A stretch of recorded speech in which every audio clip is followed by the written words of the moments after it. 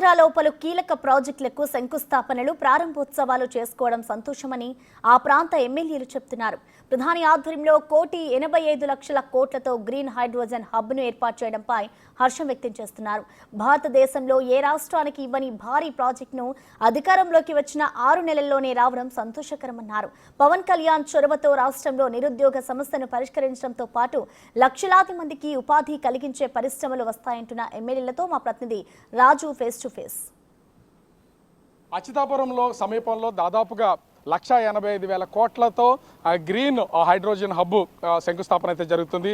అదే ప్రాంతానికి చెందినటువంటి ప్రస్తుతం జనసేన ఎమ్మెల్యే విజయ్ కుమార్ గారు ఉన్నారు. ఏం సార్ అసలు ఒకేసారి ప్రధాని నరేంద్ర మోదీని తీసుకొచ్చే స్థాయి, దీనికి తోడు 1,85,000 కోట్లు అంటే ఏం చెప్తారు దీనికి సంబంధించి? ఉత్తరాంధ్ర మీద, ఆంధ్రప్రదేశ్ మీద మోడీ గారికి చాలా అభిమానం ఉంది. అలాగే మా నాయకులు చంద్రబాబు నాయుడు గారు కానీ పవన్ కళ్యాణ్ గారి మీద కూడా ఎంతో అభిమానం మరి ఈరోజు ఈ కూటమి ప్రభుత్వం చూపిస్తుంది. డెఫినెట్గా మేము చాలా అదృష్టవంతులమే.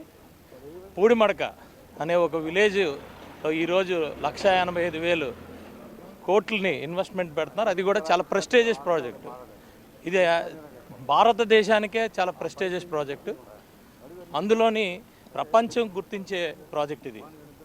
ప్రపంచం మన స్థాయిని అంటే ఎన్విరాన్మెంట్ ఫ్రెండ్లీ ఇండస్ట్రీస్ని కానీ ఇవన్నిటిని భారతదేశం చాలా ఇంపార్టెంట్గా తీసుకుంటుందనడానికి ఈ ప్రాజెక్టు చాలా అంటే ఇంత భారీ ప్రాజెక్ట్ వస్తున్నటువంటి నేపథ్యంలో ఎక్కడ చిన్న వ్యతిరేకత రాకుండా సెట్ చేయగలిగారు? ఏంటి అసలు ఏం చెప్తున్నారు అక్కడ ఉన్నటువంటి ప్రజలకు కానీ దాన్ని వ్యతిరేకిస్తున్నటువంటి వాళ్ళకి కానీ? ఎవ్వరు వ్యతిరేకించరండి.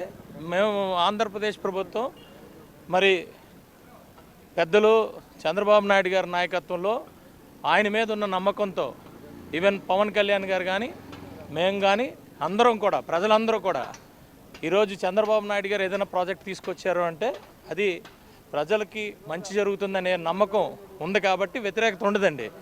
మేము ఇప్పుడు ఆంధ్రప్రదేశ్ అంతా కూడా ప్రజలు అందరూ కూడా ఈరోజు గుజరాత్ కన్నా బ్రహ్మాండంగా మైండ్ సెట్ చేసుకున్నాం. ఏదొచ్చినా వెల్కమ్ చేస్తున్నాం. ఏదన్నా వెల్కమ్ చేసి ఆంధ్రప్రదేశ్ డెవలప్మెంటే మాకు మెయిన్ ఎజెండా. ఇంతకన్నా ఇంకో ఎజెండా లేదు. ఎవరితో గొడవలాడడం, ఏ వ్యతిరేకత చెయ్యం. ప్రజలందరూ మీకు తెలిసే ఉంటుంది. హుదూద్ వచ్చిన తర్వాత బాబు గారు ఒక్క పిలిపిస్తే ఒక్క కాకర పువ్వొత్తు కూడా కాల్చని రికార్డు విశాఖపట్నానికి ఉంది. చిన్న అగ్గిపుల్ల కూడా. అంటే మీకు తెలుసు చిన్నపిల్లలకి ఎంత ఇష్టమో దీపావళి అంటే. చిన్న పిల్లోడితో సైతం మొన్న పుట్టిన పిల్లోడితో సైతం బాబు గారు పిలుపు మేరకు మరి సహకరించారంటే ఉత్తరాంధ్ర విశాఖపట్నం బాబు గారికి అలాగే కూటమి ప్రభుత్వానికి పూర్తి సహాయ సహకారాలు అందిస్తుంది. దాని రిజల్టే ఈరోజు డెవలప్మెంట్ కూడా.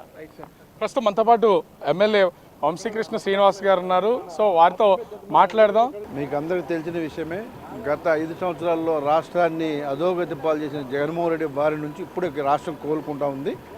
ఇవాళ 2 లక్షలు కాదండి, ఇంకా నక్కపల్లి ఒక పెద్ద కంపెనీ రాబోతుంది. మీకు అందరికీ కూడా తెలుసు, ఏఎన్ఎంఎస్ మెటల్ కంపెనీ రాబోతుంది. రెండుతో పోల్చుకుంటే సుమారు వచ్చే 1-2 ఇయర్స్లో 5 లక్షల కోట్ల పెట్టుబడులు సుమారు ఈ ఆంధ్ర రాష్ట్రంలో పెట్టబోతా ఉన్నాయి. ఎలా సాధ్యం అవుతుంది అసలు 2 లక్షల కోట్లు అనేది?